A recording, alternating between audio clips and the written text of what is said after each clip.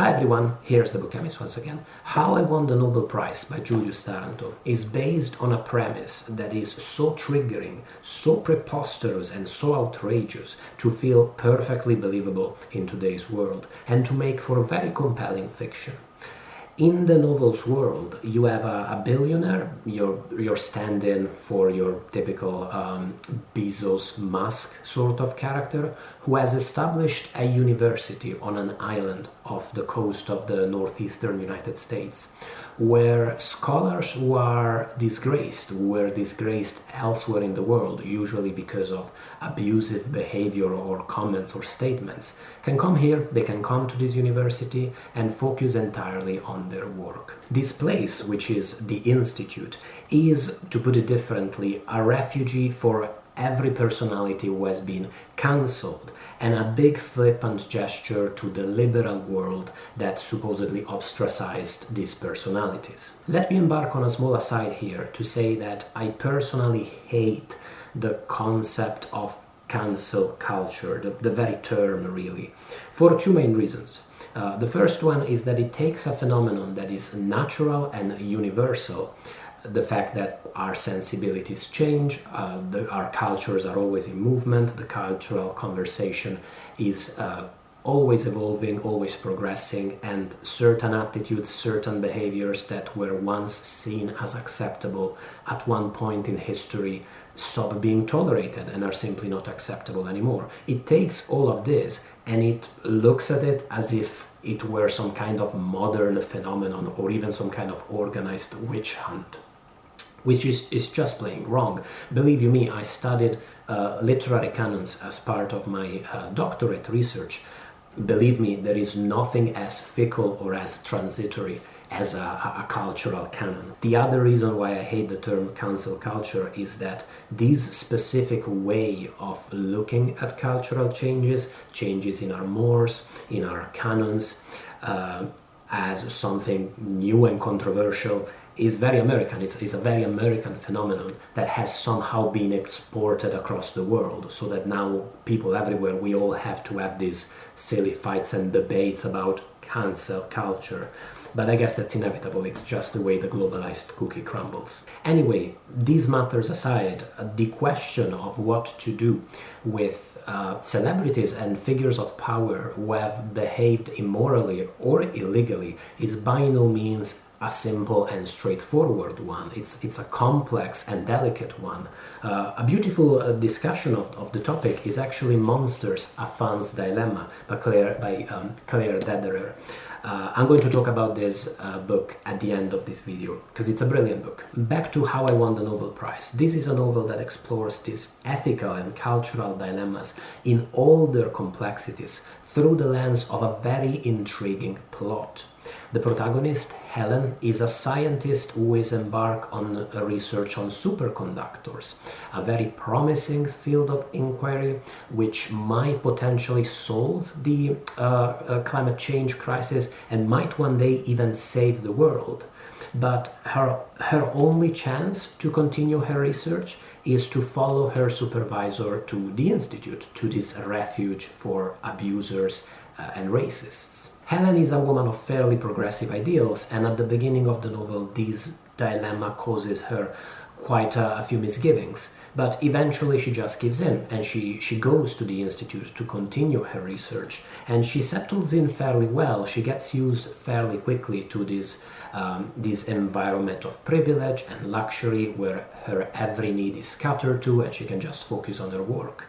The situation there, however, is much harder to stomach for Hugh, her boyfriend, well, supposedly her husband, and this causes a deep rift in the couple. Nobel Prize is a great novel about marital difficulties, about the 100 little unkindnesses that happen all the time when you share your life and you share your space with another person. the tensions that play out between you and Helen are believable, understandable, and heartbreaking, especially when the Institute is concerned. One pervasive feeling that I experience throughout the novel is one that I experience a lot with all of these conversations about these cultural quandaries, about so-called cancel culture and these sorts of things.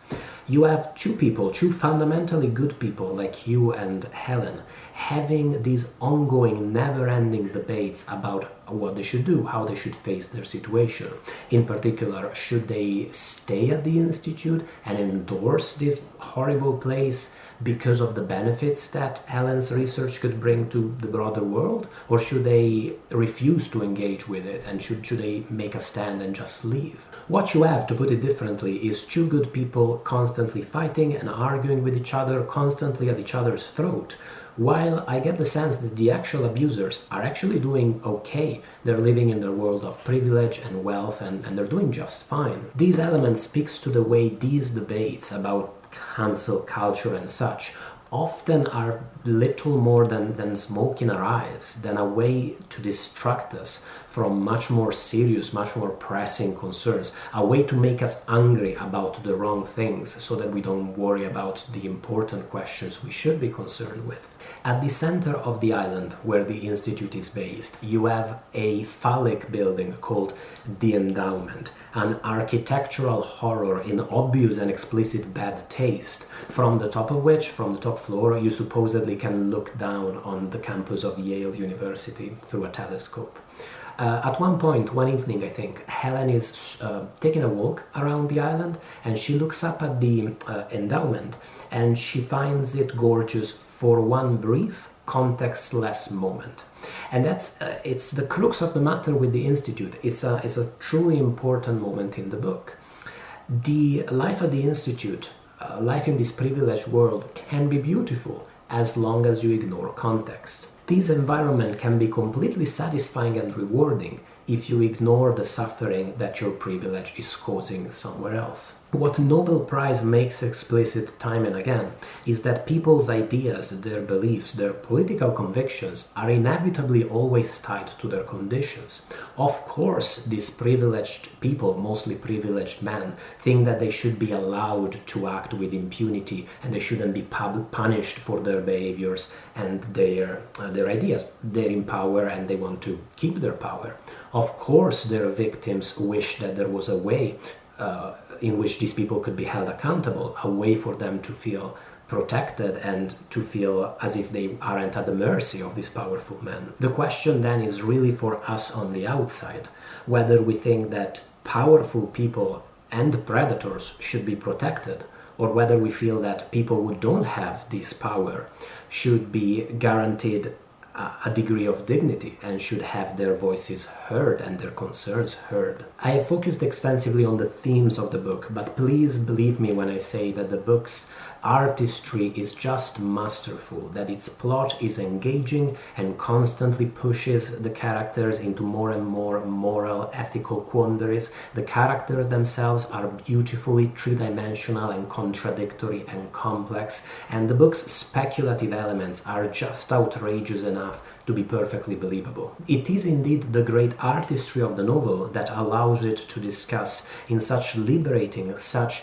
enlightening terms about its cultural and moral dilemmas, about the fact that abusers and predators are still human beings, that few of these people are just unredeemable evil characters, or about the fact that scientific progress is rarely, if ever, unproblematic and rarely moves in ways that are not unequal and brutal. The novel handles all of these discussions brilliantly because it is never preachy.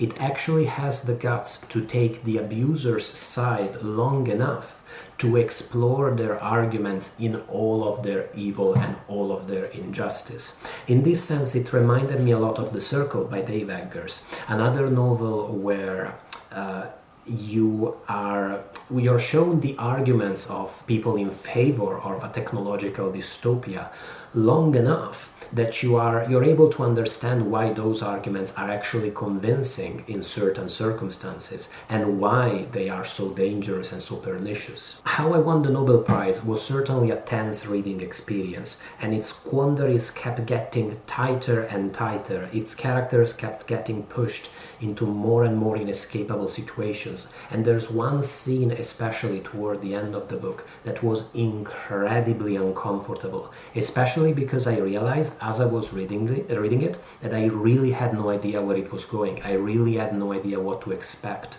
from the final part of the novel. I will say that its ending feels maybe slightly not in keeping with the rest of the book, but nonetheless it is 100% satisfying.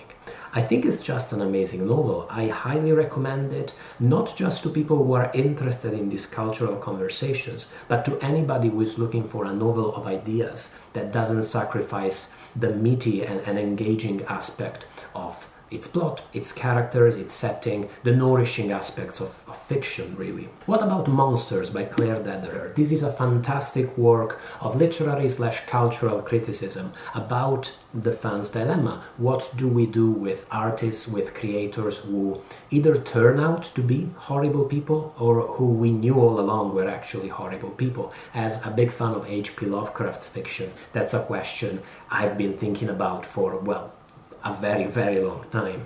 And in general, this is the kind of book that allowed me to articulate some of my feelings around these topics, around these ideas. Feelings I maybe already had, but didn't know how to put into words. And Claire Dederer puts them into words beautifully. One of the central ideas that it touches upon is the fact that our attitudes toward monstrous creators and monstrous art very often feels like a bit of a control experiment for how we interact with the monstrous people in our lives, including ourselves. The way we approach problematic art often reflects the way we approach problematic people. And it's weird to me when people embrace this very puritanical attitude where they refuse to engage, to even touch problematic art, because, well, I grew up in a place where, a lot of the people around me held very conservative beliefs, and often very progressive beliefs at the same time, I must say.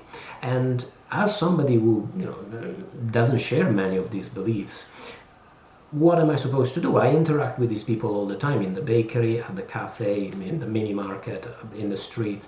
Am I supposed to just stop engaging with them and start hating them? Obviously not. That's not the solution. Although ignoring these questions, pretending they don't matter, and refusing to engage with these important questions certainly isn't the answer either. The sentence at the end of chapter 12, where Dederer embraces the full contradictions of our emotional and rational engagement with art, is crucial. It's really enlightening. She says, the way you consume art doesn't make you a bad person or a good one. You'll have to find some other way to accomplish that. And it's so simple and yet so true. It's liberating as an idea, but it is also daunting, because very often I feel like we embrace a certain attitude toward problematic art as a way to feel better about ourselves, our identities as moral people, as political people, as socially conscious people, in the same way as we often, buy organic chicken at the supermarket to feel like we're making a difference. But the truth is, in all of these cases, we are still buying into a system that perpetrates injustice, perpetrates inequality, and offers us these options, these choices. Sure, reject this artist, sure, buy the organic chicken, as ways for us to preserve the system, as ways for the system to prevent us from actually thinking of alternatives to it.